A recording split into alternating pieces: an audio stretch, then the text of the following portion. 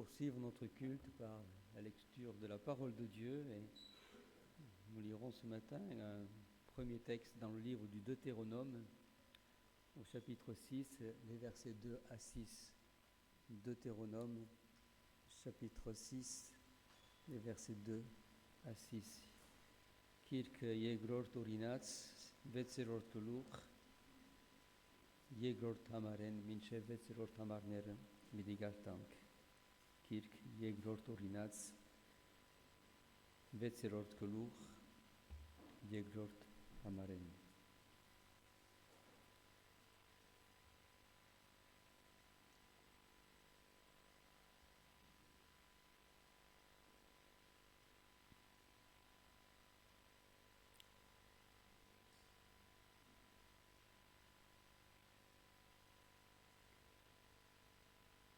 Voici les commandements, les lois et les ordonnances que l'Éternel votre Dieu a commandé de vous enseigner, afin que vous les mettiez en pratique dans le pays dont vous allez prendre possession, afin que tu craignes l'Éternel ton Dieu en observant tous les jours de ta vie, toi, ton fils et le fils de ton fils, toutes les lois et tous ces commandements que je te prescris, et afin que tes jours soient prolongés.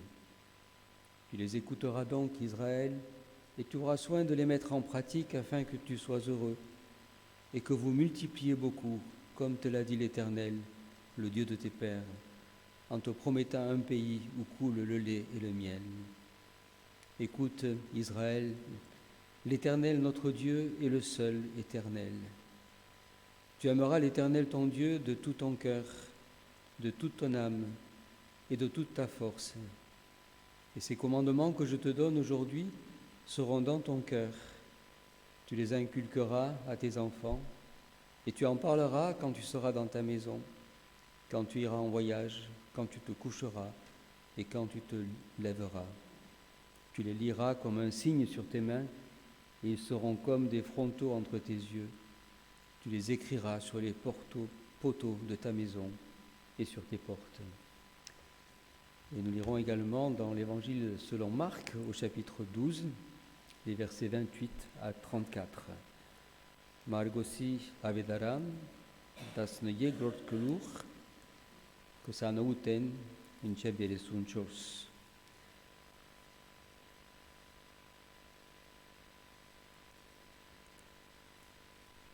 Un des scribes qui les avait entendus discuter, sachant que Jésus avait bien répondu aux Sadducéens, s'approcha et lui demanda: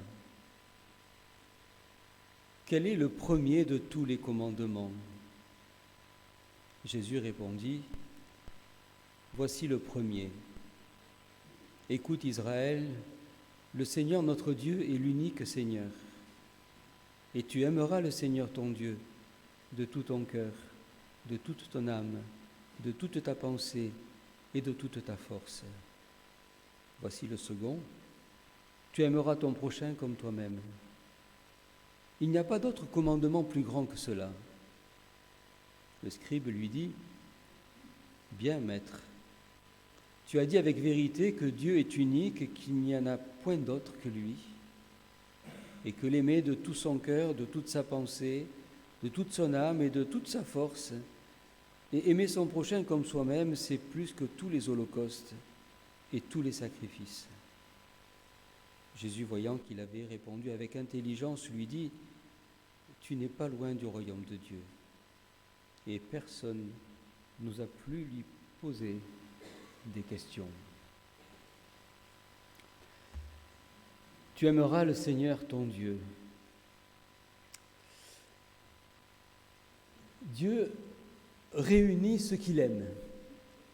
Ce n'est pas une parole d'évangile.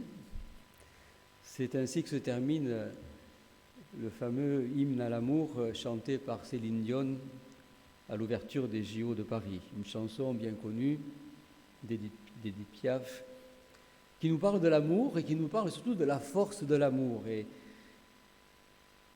le monde entier a été sensible à cette chanson et bien sûr, il s'agit ici d'un amour qui est un amour humain, qui est un amour éphémère, et pourtant, lorsqu'on le chante et lorsqu'on l'entend chanter, ça fait quelque chose et les gens sont émus, sont encouragés, fortifiés, on ne sait pas, mais il se passe quelque chose chaque fois que l'on parle de l'amour. Mais il en va tout autrement lorsque nous parlons de l'amour de Dieu. Qu'est-ce qui est primordial? Qu'est-ce qui est important? C'est quoi qu'il faut faire? C'est la question qui taraudait ce scribe-là qui s'avance vers Jésus et dit, mais j'aimerais bien savoir qu'est-ce qu'il faut faire? C'est quoi qu'il faut? Et c'est quoi le plus important dans la vie? C'est une bonne question, n'est-ce pas?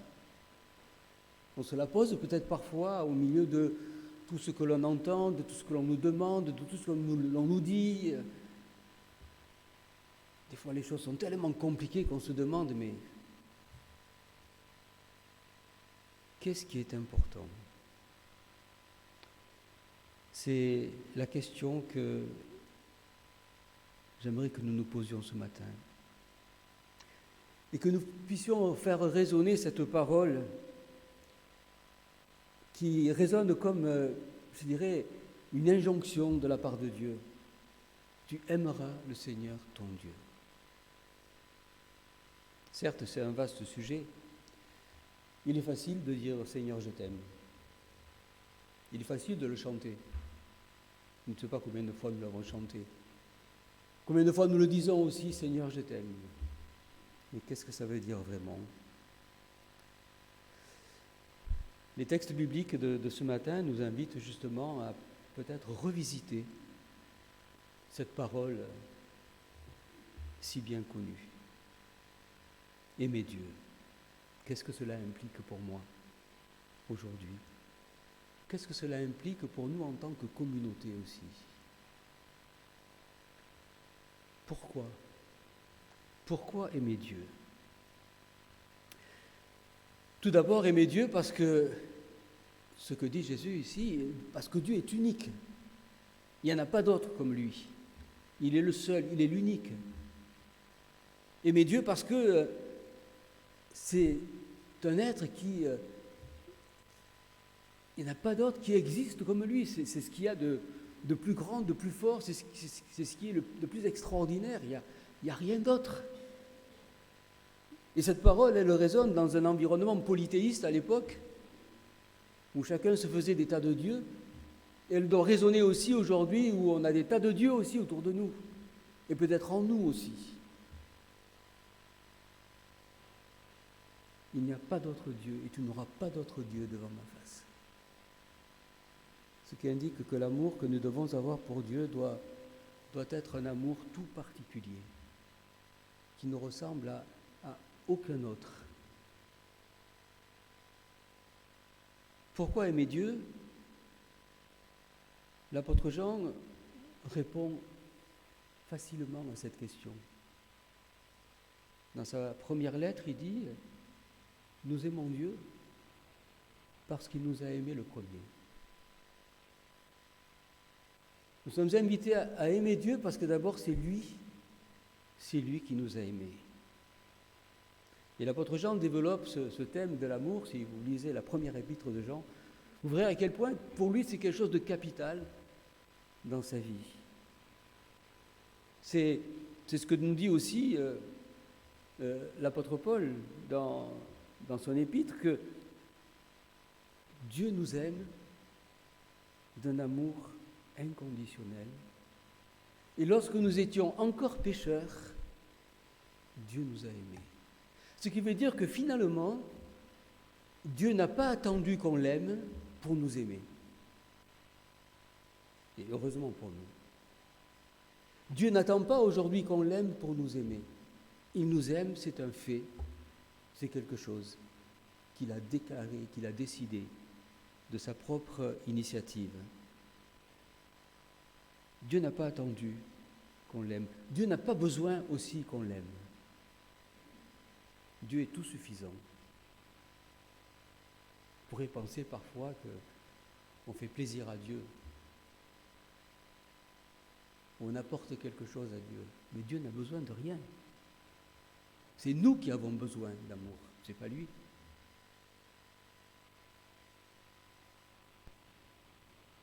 Pourquoi aimer Dieu? Dieu nous aime d'un amour éternel, et c'est là toute la différence avec l'amour humain. L'amour humain est sélectif et éphémère. On aime ceux qui nous aiment, on aime ceux qui sont sympathiques, et on n'aime pas ceux qui ne sont pas sympathiques. Et Dieu, son amour est éternel. Il aime ceux qui sont sympathiques, et puis ceux qui ne sont pas sympathiques, il les aime aussi.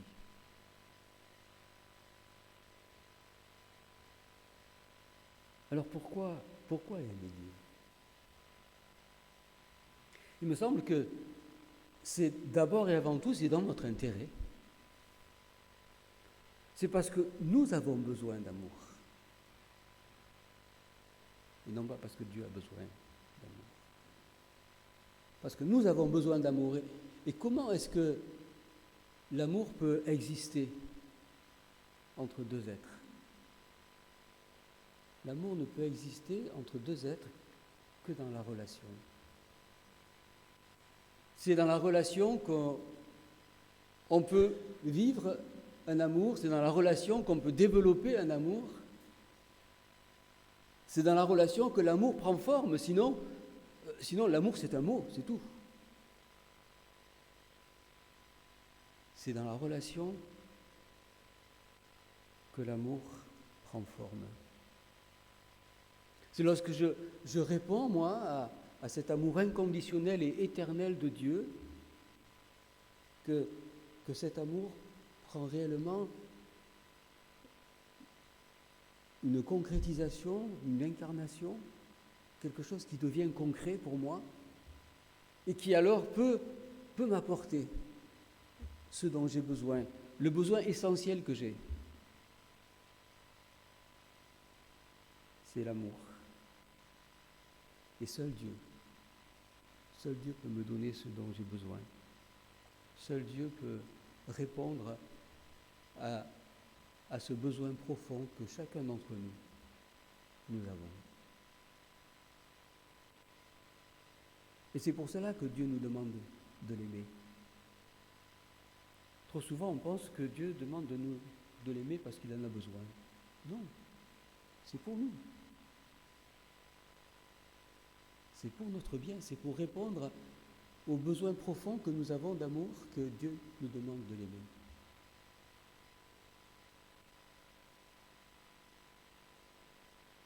Sans oublier que c'est un immense honneur pour nous de savoir que le Dieu qui a tout créé, le Dieu qui est tout puissant, le Dieu qui est unique,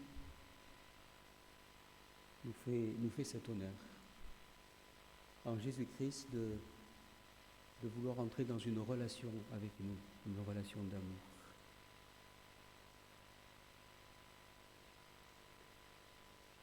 Tu aimeras le Seigneur ton Dieu de tout ton cœur. Pourquoi autant insister sur ce commandement?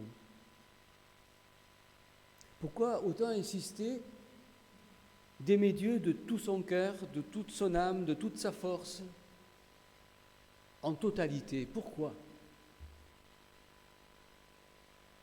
Parce que l'amour de Dieu est un amour qui est sans demi-mesure. C'est un amour qui est total. Et ce matin, nous allons à nouveau nous en souvenir en prenant la scène. L'amour de Dieu est total. Il a donné toute sa vie. Il n'a pas donné la moitié de sa vie. Mais c'est toute sa vie qu'il a donnée pour nous. Et c'est la raison pour laquelle le Seigneur nous invite à nous engager avec lui, à engager tout notre être dans cette relation avec lui. Et c'est seulement dans ce dialogue intime et profond que nous pouvons avoir avec lui par la prière, par la lecture de sa parole, que réellement nous pouvons expérimenter cette relation d'amour avec lui et que cela peut réellement nous apporter ce dont nous avons besoin au plus profond de nous. Et chaque fois Nous prenons la scène ensemble chaque fois que nous partageons ce pain et ce vin. Nous proclamons à nouveau combien Dieu nous aime et nous répondons à cet amour. Ce qui importe dans nos vies, ce qui est essentiel, ce dont j'ai le plus besoin, ce n'est pas tout ce que je m'imagine. Ce n'est pas lorsque telle ou telle chose se fera. Ce n'est pas lorsque telle ou telle chose que j'attends se réalisera. Parce qu'on s'en rend bien compte. Quand on a un peu de l'âge, comme moi, que bien souvent ce que l'on attend, on l'a et puis on passe à autre chose. Et puis après c'est autre chose, et après c'est autre chose. Le seul qui est capable de réellement nous satisfaire profondément, c'est bien Dieu et son amour. Et c'est lorsque vraiment nous vivons cette relation d'amour avec Dieu, alors que nos cœurs sont comblés. Tu ne peux pas dire que tu aimes Dieu si tu ne penses à lui qu'occasionnellement, si tu ne penses à lui que lorsque tu en as besoin, lorsque tu as quelque chose à lui demander.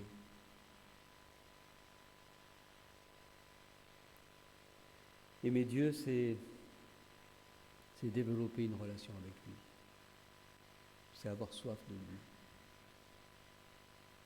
C'est pas seulement le dire, le chanter. Aimer Dieu, c'est aussi vivre avec une espérance extraordinaire. Cette espérance que l'apôtre Paul a si bien exprimée lorsqu'il dit dans l'Épître aux Romains, au chapitre 8, ce fameux texte par lequel il nous dit que rien, pas même la mort, ne pourra nous séparer de l'amour de Dieu manifesté en Jésus-Christ. Il n'y a rien de plus fort que ça. Il n'y a rien de plus important que ça. Ma prière, c'est que cette espérance nous anime toujours, nous réjouisse, que nous puissions réellement bénir Dieu pour cette espérance qu'il met et que nous pouvons recevoir en Jésus-Christ. Aimons Dieu, mais d'un amour total.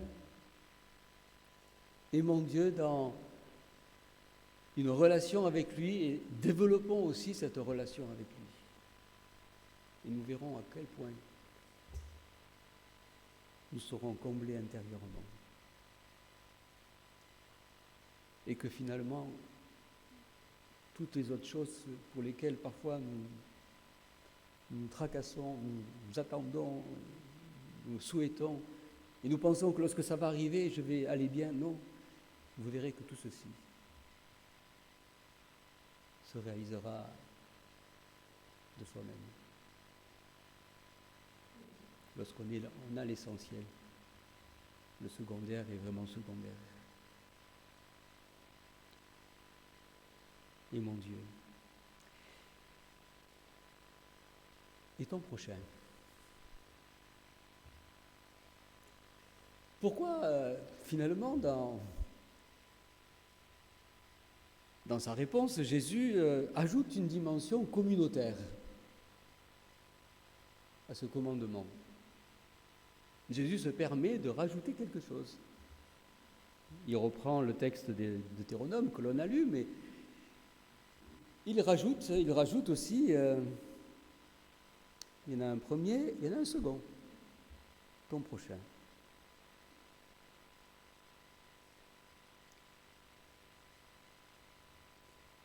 Il semble que probablement Jésus se méfie d'une sorte de religion personnelle, individuelle. Il n'y a que moi sur terre, personne d'autre. Moi et Dieu, c'est bon, on est bien ensemble, il n'y a pas de souci. Il me semble que Jésus se méfie un petit peu de cette dérive que l'on pourrait avoir. même avec de bonnes intentions. Et c'est la raison pour laquelle il va ajouter cet autre commandement en disant, mais oui, mais et ton prochain aussi. Et c'est ce que l'apôtre Jean, lui aussi, dans son épître, souligne, quand il dit, mais celui qui n'aime pas son frère et qu'il voit, comment est-ce qu'il pourrait aimer Dieu qu'il ne voit pas? Donc il y a une relation entre ces choses-là. Ce qui veut dire que le Seigneur veut nous rendre responsables aussi. Nous devenons tous responsables les uns des autres. Responsables de nous aimer, de nous apprécier les uns les autres dans l'Église et au-delà. Et c'est aussi cette dimension communautaire que nous sommes invités à vivre chaque fois que nous prenons la scène aussi.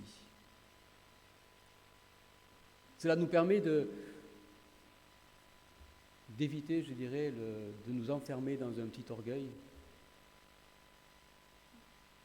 Ça nous permet de réaliser que, aux yeux de Dieu, nous sommes tous pareils et que je ne suis pas le seul à être aimé par Dieu, mais qu'il aime aussi tous ceux qui sont autour de moi là, et puis même ceux que parfois je n'aime pas, mais il les aime aussi.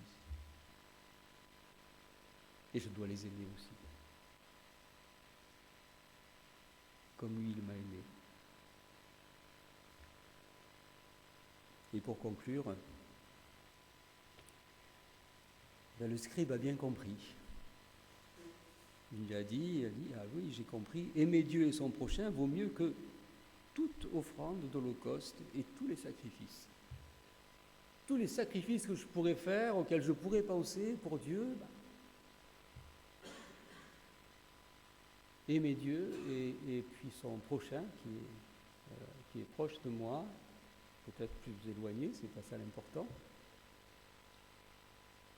C'est essentiel. Et puis c'est plus que tous les sacrifices auxquels je pense et que je pourrais faire pour Dieu en disant je vais faire ça pour le Seigneur. C'est plus que tout ceci. Tu as bien compris, lui dit Jésus. Et je pense qu'il nous pose la question, est-ce que nous on a bien compris?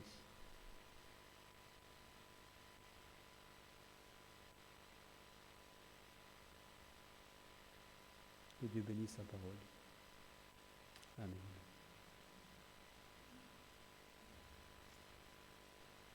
Je lirai le texte aussi en arménien. Գարտացինք Մարգոսի ավետարան 12-րդ գլուխ 28-րդ համարին։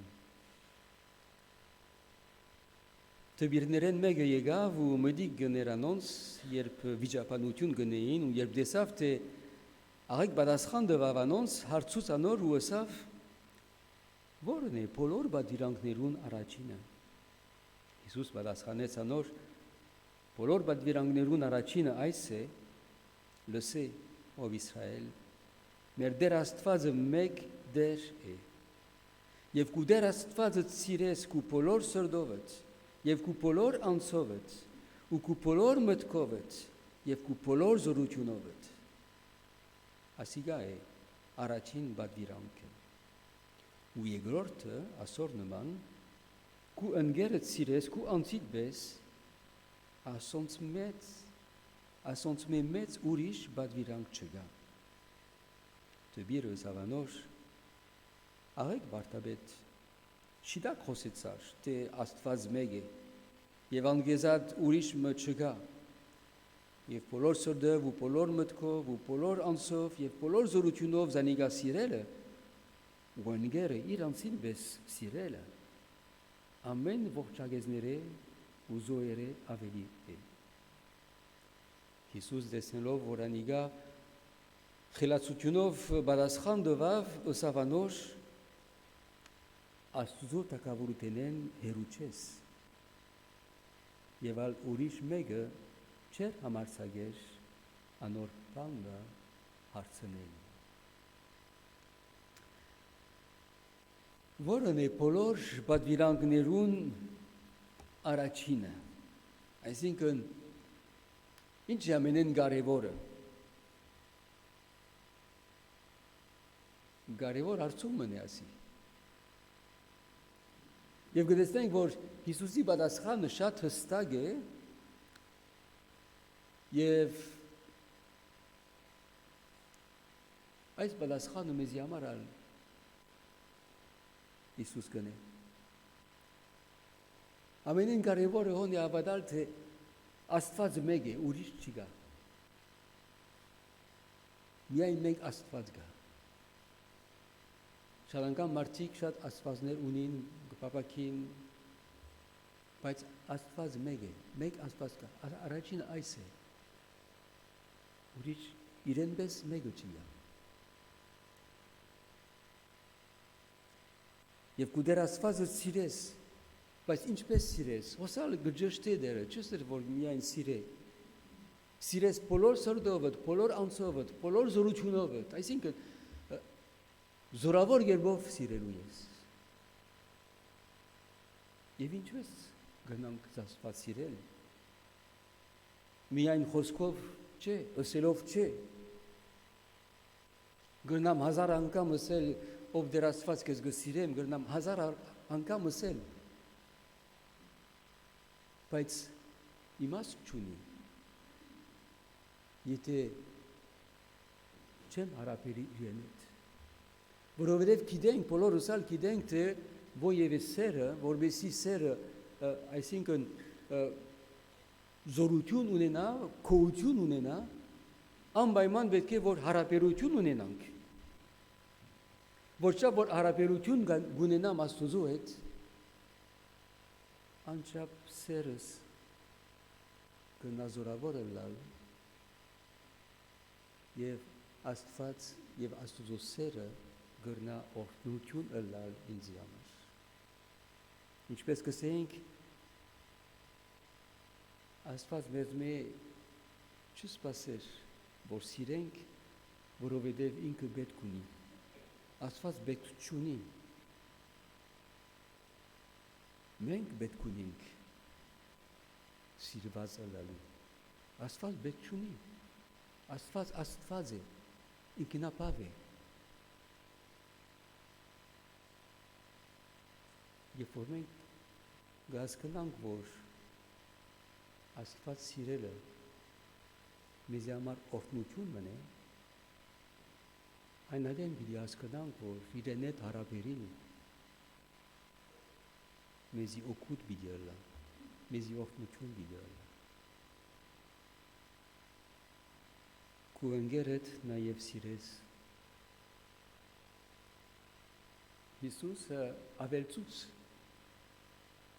Հիսուս ավելցուց ինչու համար, Հիսուս ավելցուց, որպեսզի չլա, թե մենք մոռնանք ուրիշները։